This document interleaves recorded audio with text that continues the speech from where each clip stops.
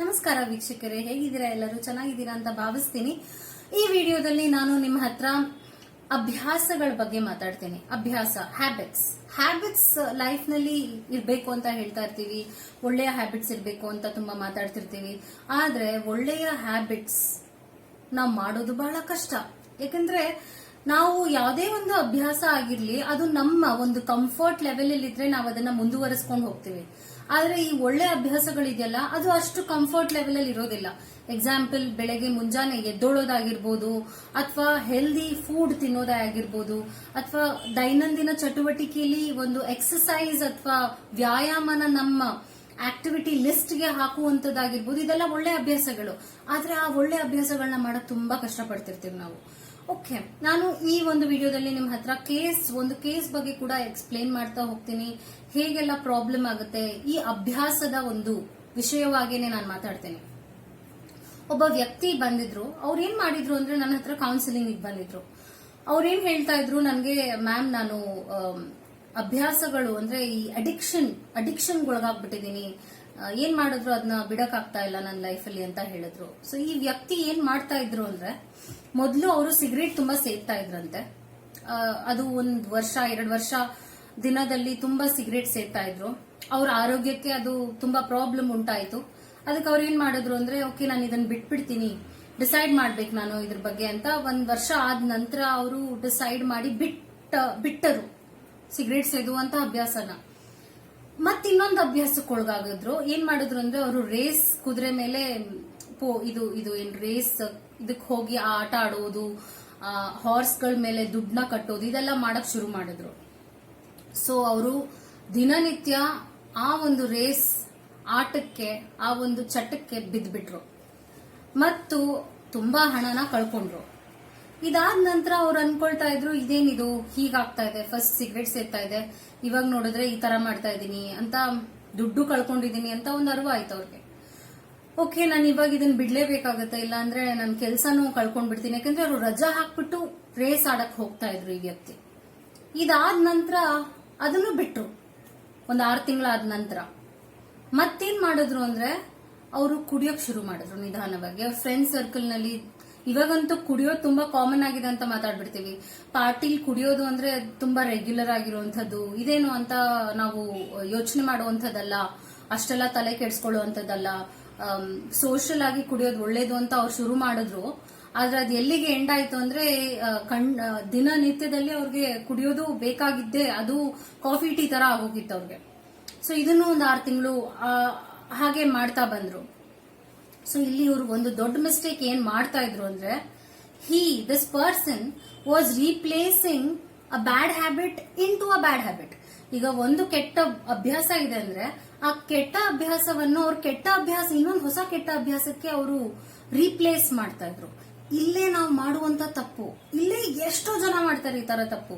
Example, ಅವ್ರ ಒಬ್ರು phone ತುಂಬಾ ಯೂಸ್ ಮಾಡ್ತಾ ಇದ್ರೆ, ಅವ್ರು ಏನ್ ಮಾಡ್ತಾರೆ, ಓಕೆ ನಾನು ಫೋನ್ ಯೂಸ್ ಮಾಡಬಾರ್ದು. ಫೋನ್ ಯೂಸ್ ಮಾಡದೇ ಇರೋ ಟೈಮಲ್ಲಿ ಅವ್ರಿಗೆ ಒಂದಷ್ಟು ಸ್ಪ್ಯಾನ್ ಏನೋ ಮಾಡದೇ ಇರೋಂತ ಒಂದು ಸಂದರ್ಭ ಬರುತ್ತೆ. ಅದಕ್ಕೆ ಅವ್ರು ರೀಪ್ಲೇಸ್ ಮಾಡ್ಬೇಕಾಗುತ್ತೆ ಆ ಟೈಮ್ನ. ಅದಕ್ಕೆ ಎಷ್ಟೋ ವ್ಯಕ್ತಿಗಳೇನ್ ಮಾಡ್ತಾರೆ, ಅದಕ್ಕೆ ಅವರು ಮೇ ಬಿ ಟಿವಿ ಜಾಸ್ತಿ ನೋಡುವಂತದ್ದಾಗಿರ್ಬೋದು, ಅಥವಾ ಟಿವಿ ನೋಡ್ಕೊಂಡು ಜಾಸ್ತಿ ತಿನ್ನುವಂತದ್ದಾಗಿರ್ಬೋದು.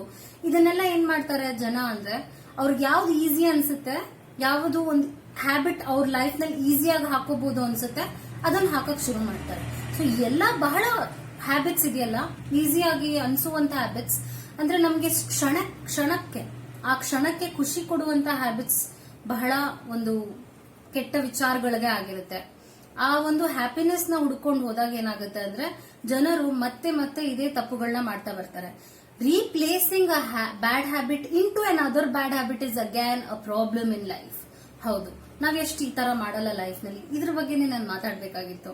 ಸೊ ನೀವ್ ಯಾವಾಗ್ಲೂ ಇದನ್ನ ನೆನ್ಪಿಟ್ಕೊಳ್ಳಿ. ನೀವೊಂದು ಕೆಟ್ಟ ಅಭ್ಯಾಸನ, ಒಂದು ಕೆಟ್ಟ ಚಟ ನಿಮ್ ಲೈಫ್ ಅಲ್ಲಿ ಇದೆ ಅಂದ್ರೆ, ಅದನ್ನ ಬಿಡ್ಬೇಕು ಅಂತ ಡಿಸೈಡ್ ಮಾಡಿದೀರಾ ಅಂದ್ರೆ, you have to replace it into something good.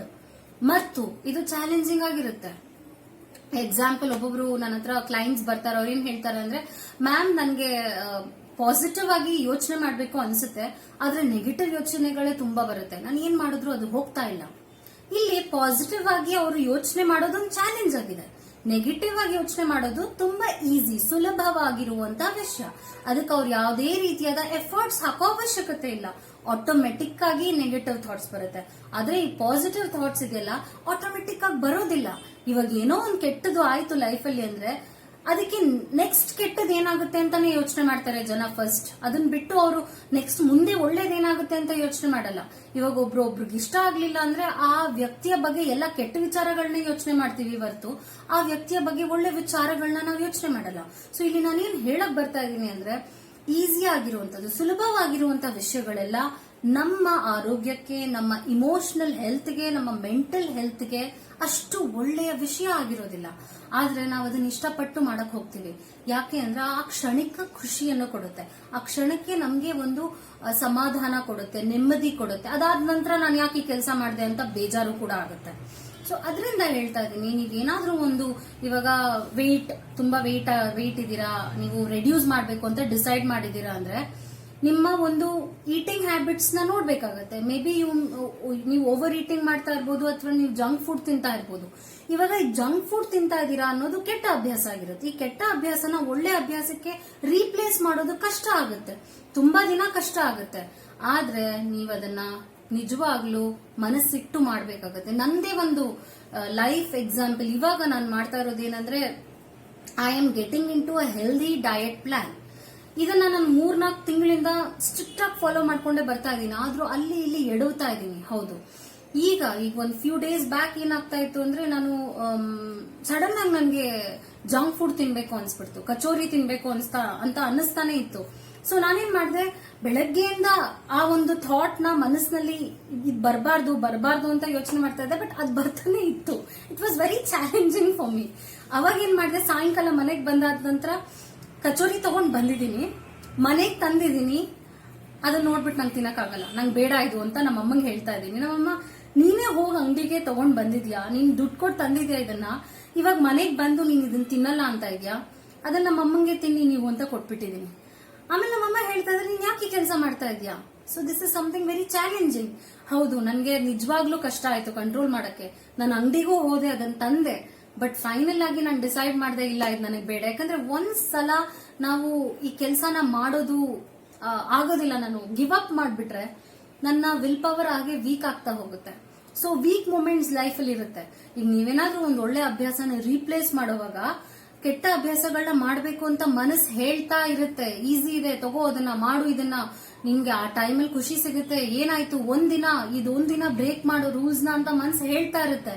But ನಾವ್ ಯಾವಾಗ ಒಂದು ಫರ್ಮ್ ಡಿಸಿಷನ್ ತಗೊಳ್ತೀವಿ, ಅದನ್ನ we can overcome that problem ಅಂತ ಹೇಳ್ತಾ ಇದೀವಿ. ಸೊ ಯಾವಾಗ್ಲೂ ಒಂದು ನೆನ್ಪಿಟ್ಕೊಳ್ಳಿ, replace a bad habit into a good habit only. ನೀವು ಬ್ಯಾಡ್ ಹ್ಯಾಬಿಟ್ ನ ಬ್ಯಾಡ್ ಹ್ಯಾಬಿಟ್ ಗೆ ರೀಪ್ಲೇಸ್ ಮಾಡಿದ್ರೆ ಮತ್ತೆ ಇನ್ನೊಂದು ಕೆಟ್ಟ ಚಟಕ್ಕೆ ಒಳಗಾಗ್ತೀರಾ. ಇದನ್ನೇ ನಾನು ಹೇಳಕ್ ಹೊರಟಿರೋದು. ನೆಗೆಟಿವ್ ಥಾಟ್ಸ್ ಅನ್ನೋದು ಇದೆಯಲ್ಲ, ಅದು ಹೀಗೆ ನಮ್ಮನ್ನ ಒಂದು ಓವರ್ಟೇಕ್ ಮಾಡ್ಬಿಡುತ್ತೆ ಲೈಫಲ್ಲಿ. ಆದ್ರೆ ನಾವ್ ಯಾವಾಗ ಡಿಸೈಡ್ ಮಾಡ್ತೀವಿ, ಇಲ್ಲ ನಾನ್ ಸ್ಟ್ರಾಂಗ್ ಆಗಿದ್ದೀನಿ, ನನ್ನ ಕೈಲಿ ಆಗುತ್ತೆ ಲೈಫಲ್ಲಿ, ನಾನು ಇಂಥ ಚಿಕ್ಕ ಚಿಕ್ಕ ವೀಕ್ ಮೂಮೆಂಟ್ಸ್ ನ ಪಾಸ್ ಮಾಡ್ತೀನಿ ಅಂತ ಡಿಸೈಡ್ ಮಾಡ್ತೀನಲ್ಲ, ಅವಾಗ್ಲೇ ನಾನು ಗ್ರೋ ಆಗ್ತಾ ಹೋಗ್ತೀನಿ. I grow happily. ಅದೇ ನಾವು ಕೆಟ್ಟದೇನಾದ್ರೂ ಮಾಡಿದಾಗ ಆ ಟೈಮ್ ನಲ್ಲಿ ಕ್ಷಣಿಕವಾಗಿ ಖುಷಿ ಸಿಗುತ್ತೆ. ಅದಾದ ನಂತರ ಯಾಕೆ ಕೆಲಸ ಮಾಡಿದೆ, ನಾನು ಇಷ್ಟು ವೀಕಾ ನಾನು ಅಂತ ನನ್ನ ಬಗ್ಗೆ ನನಗೆ ಗಿಲ್ಟ್ ಕಾಡುತ್ತೆ. ಅದನ್ನ ನಾವು ಫೇಸ್ ಮಾಡಕ್ ರೆಡಿ ಇಲ್ಲ ಅಲ್ವಾ. ಅದೇ ನೀವು ಒಳ್ಳೆ ವಿಷಯಗಳನ್ನ, ಒಳ್ಳೆ ಅಭ್ಯಾಸಗಳನ್ನ ಲೈಫಲ್ಲಿ ಹಾಕಿದೆ, ಆ ಟೈಮಲ್ಲಿ ನಿಮ್ಗೆ ಕಷ್ಟ ಆಗ್ಬೋದು ಆ ಒಳ್ಳೆ ವಿಷಯ ಮಾಡಕ್ಕೆ. ಆ ಟೈಮ್ನಲ್ಲಿ ನಿಮ್ಗೆ ಹೆಲ್ದಿ ಫುಡ್ ತಿನ್ನೋದು ನಿಜವಾಗ್ಲೂ ಕಷ್ಟ ಆಗಬಹುದು.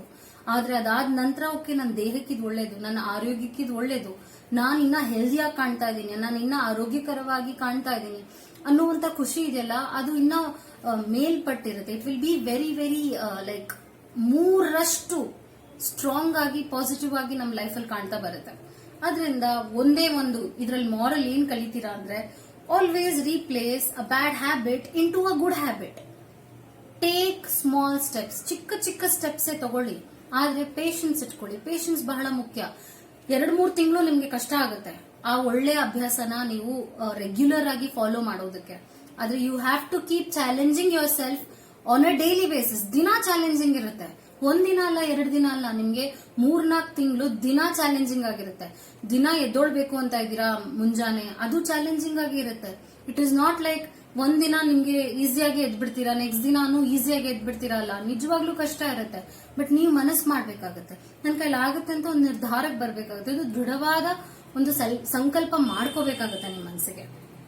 ನಿಮ್ಗೆ ಈ ವಿಡಿಯೋ ಇಷ್ಟ ಆಗಿದ್ರೆ ಬೇರೆಯವ್ರ ಜೊತೆ ಶೇರ್ ಮಾಡಿ. ಹಾಗೂ ನೀವೇನಾದ್ರೂ ಪರ್ಸನಲ್ ಆಗಿ ಕೌನ್ಸಿಲಿಂಗ್ ತಗೋಬೇಕು ಅಂತ ಅನ್ಕೊಂಡಿದ್ರೆ you can call to the number. ನಾನು ನಂಬರ್ ಕೊಟ್ಟಿದ್ದೀನಿ. ನೀವು ಪರ್ಸನಲ್ ಆಗಿ ಕೌನ್ಸಿಲಿಂಗ್ ತಗೋಬೇಕು ಅಂತ ಇದ್ರೆ ಕಾಲ್ ಮಾಡಿ ಅಪಾಯಿಂಟ್ಮೆಂಟ್ ತಗೊಳ್ಳಿ. ಅಪಾಯಿಂಟ್ಮೆಂಟ್ ತಗೊಂಡ್ರೆ ಮಾತ್ರ ನಿಮ್ಗೆ ನನ್ನ ಹತ್ರ ಮಾತಾಡೋಕ್ಕಾಗುತ್ತೆ. ಒಂದು, ನೀವು ನೇರವಾಗಿ ನನ್ನ ಭೇಟಿಯಾಗಿ ಕೌನ್ಸಿಲಿಂಗ್ ತಗೋಬಹುದು. ಇನ್ನೊಂದೆರಡು ಏನಂದ್ರೆ ಆಪ್ಷನ್ ದೂರ ಇರೋರಿಗೆ ಅವ್ರ ಮತ್ತೆ ನನ್ನನ್ನ ಮೀಟ್ ಆಗಕ್ ಆಗಲ್ಲ ಫೇಸ್ ಟು ಫೇಸ್ ಅಂದ್ರೆ they can take phone counselling ಕೂಡ ಅವ್ರು ತಗೋಬಹುದು. ನಿಮ್ಗೆ ಯಾವ್ದು ಕಂಫರ್ಟಬಲ್ ಅನ್ಸುತ್ತೆ ಅದನ್ನ ನೀವು ಮಾಡಬಹುದು. ನೀವು ನನ್ನ ಫೇಸ್ಬುಕ್ ಪೇಜ್ಗೆ ಹೋಗ್ಬೇಕಾಗುತ್ತೆ. ಅಲ್ಲಿ ಅಡ್ರೆಸ್ ಇರುತ್ತೆ, ಆಫೀಸ್ ಅಡ್ರೆಸ್ ಇರುತ್ತೆ. ಸುನೀತಾ ರಾಣಿ ಸೈಕಾಲಜಿಸ್ಟ್ ಅಂತ ಫೇಸ್ಬುಕ್ ನಲ್ಲಿ ನೀವು ಸರ್ಚ್ ನಲ್ಲಿ ಹಾಕಿದ್ರೆ you find me over there. ಹಾಗೂ ನೀವು ನನ್ನ ಅಡ್ರೆಸ್, ಫೋನ್ ನಂಬರ್ ನ ತಗೊಂಡು ಯು ಕ್ಯಾನ್ ಕಾಂಟ್ಯಾಕ್ಟ್ ಮೀ. ನಮಸ್ಕಾರ.